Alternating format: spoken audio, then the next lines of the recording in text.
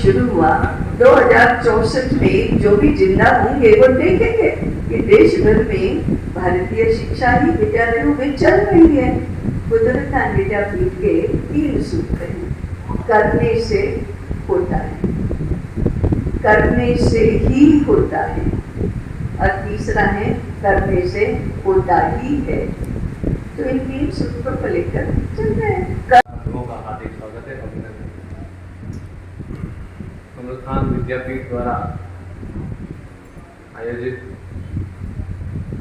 भारतीय ज्ञान परंपरा के ज्ञान सागर कम समय में निमंत्रण को स्वीकार किया, इसलिए आप सभी पत्रकार बंधु धन्यवाद के पात्र हैं। हमारे बीच में हमारे कुदरतान विद्यापीठ की माननीय कुलपति महोदया आदरणीय इंदुमती जी कातरे उपस्थित हैं।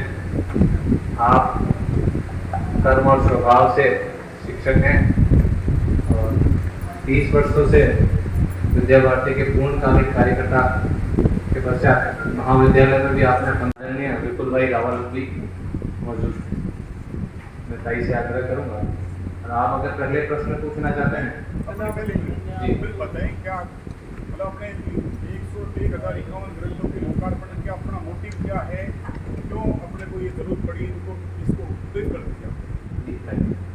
कुदरतान विद्यापीठ एक ऐसा विद्यापीठ है जो भारतीय ज्ञान धारा की प्रतिष्ठा विद्वज्जनों एवं सामान्य जनों के हृदय में हो, बुद्धि में हो, इसलिए प्रयासरत है। संदर्भ साहित्य के रूप में सबको सुलभ हो, इसलिए इन ग्रंथों की आवश्यकता पड़ी है और इसलिए हमने 1051 ग्रंथों का निर्माण एवं प्रकाशन किया है। 4 प्रकार के हैं।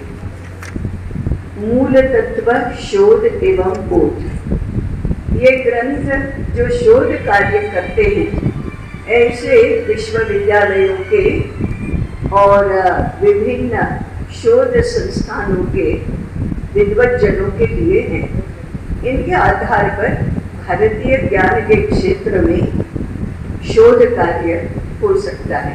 इस विषय में विभिन्न विषयों के मूल विचार क्या है, उसकी विचारधारा क्या है, उसकी संकल्पनाएं क्या है, थियरीज क्या है, इसको समझने के लिए इसके लिए ये संदर्भ ग्रंथ हैं हायर एजुकेशन के लिए, अर्थात विश्वविद्यालयों के ग्रेजुएशन और पोस्ट ग्रेजुएशन विभाग के लिए को लेकर ये व्यवहार निरूपण के ग्रंथ है। और चौथा विभाग है प्रबोधन, समाज के मानस का प्रबोधन करना, ये चौथा विभाग है। इस प्रकार से सामान्य जन और विद्वज्जन सभी के लिए इन ग्रंथों की रचना हुई है। ये पहला मुद्दा है। दूसरा मुद्दा है ये सभी विषयों को समाहित करते हैं। इसमें 30 विभाग हैं। जो विषय विद्यालयों महाविद्यालयों में पढ़ाए जाते हैं उनके लिए भी, और जो नहीं पढ़ाए जाते परंतु पढ़ाए जाने चाहिए, ऐसे सभी विषयों को लेकर ये संदर्भ ग्रंथ है। भारत में इस विषय का अध्ययन बहुत प्राचीन समय से और बहुत विशाल रूप में हुआ है। विश्व में कहीं पर भी नहीं हुआ, भारत में हुआ है, परंतु अभी उसका विस्मरण हुआ है। ऐसे अनेक विषय हैं जिनको आज पुनः मुख्य धारा में लाने की आवश्यकता है। ऐसे विषयों के ग्रंथ भी हैं। कहने का तात्पर्य है अर्थशास्त्र हो, भूविज्ञान हो, भूगोल हो, तत्वज्ञान हो, स्वरूप के 4 विधाओं के ग्रंथ हैं। एक है अनुवाद के ग्रंथ। अनुवाद के ग्रंथ भारत की सभी 22 भाषाओं से और अंग्रेजी और संस्कृत से जो उन भाषाओं में उत्तम ग्रंथ के करीब ऐसे ग्रंथ हैं जो आज से 100 वर्ष पूर्व, 90 वर्ष पूर्व लिखे गए हैं। आज ये अत्यंत उपयोगी हैं परंतु उपलब्ध नहीं है। विद्वज्जनों को ये उपलब्ध करवाने के लिए हमने इनका पुनः प्रकाशन किया है। और एक इसकी विशेषता है, देश के 25 राज्यों से 359 लेखकों ने इसमें लेखक के नाते सहभागिता की है। और एक विशेषता ये है कि लेखकों ने, अनुवादकों ने, संपादकों ने इन ग्रंथों के लेखन के लिए या सिद्धता के लिए एक पैसा भी दिया नहीं है। ये सेवा का नहीं है, शिक्षा क्षेत्र का है। तो ये और एक विशेषता है। ये सारे ग्रंथ, ये सारा प्रकल्प, ज्ञान सागर महाप्रकल्प 16 जुलाई 2019 को शुरू हुआ और 15 अप्रैल 2023 को इसका लोकार्पण परम पूजनीय समसंघ चालक जी के हाथों हुआ। इसके लगभग 3 सप्ताह पूर्व चैत्र शुक्ल पंचमी 26 मार्च को हमने इन ग्रंथों को अयोध्या जाकर राम भगवान के समक्ष अर्पण किए। पहले रामार्पण और फिर उनके प्रसाद के रूप में लोकार्पण, ऐसा हमारा क्रम रहा।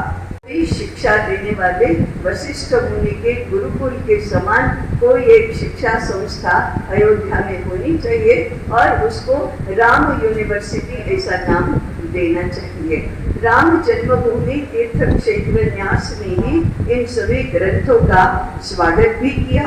वहाँ के मुख्य पुजारी ने इनका पूजन किया और इन ग्रंथों को वहाँ हम अर्पण करके आए। ये सारी इन ग्रंथों की विशेषता है। गृहस्थाश्रम, वानप्रस्थाश्रम, किशोरावस्था, युवावस्था, इन लोगों के लिए भी जीवन विकास के रूप में इसमें से मार्गदर्शन मिले, ऐसे ये ग्रंथ हैं।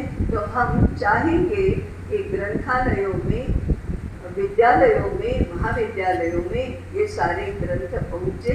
इनके आधार पर विभिन्न विषयों के पाठ्यक्रम तैयार हों और इन पाठ्यक्रमों के साथ जुड़ी हुई संदर्भ सामग्री तो इन ग्रंथों में है ही।